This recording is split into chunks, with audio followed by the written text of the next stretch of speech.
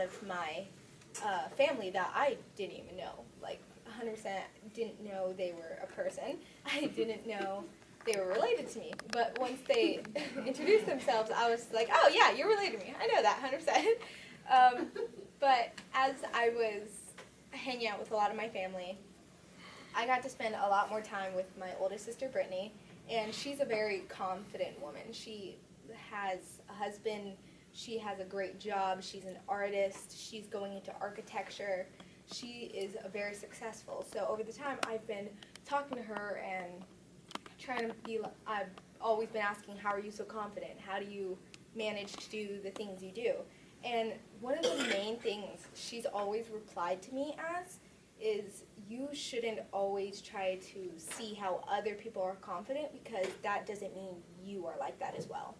She always told me God made you differently, and the way he made you is the way you should figure out how you should be confident.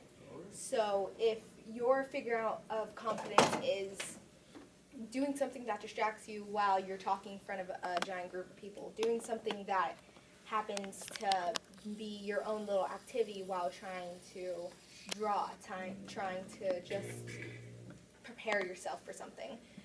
She always managed to use my own difference that God had made me for my own confidence boost, which, as a lot of you may have noticed, when I used to talk, every time I talked, my voice got shaky, or like I was like starting to shake. I didn't notice how I was messing up on a lot of words. Ever since I've been down to San Diego, she's taught me that I need to figure out my own confidence reasoning with God in my heart. So if that meant I have to sit here thinking, God did this for me, God made it so I can speak in front of people without shaking, without throwing up, without running away, without crying, then he made that purpose for me.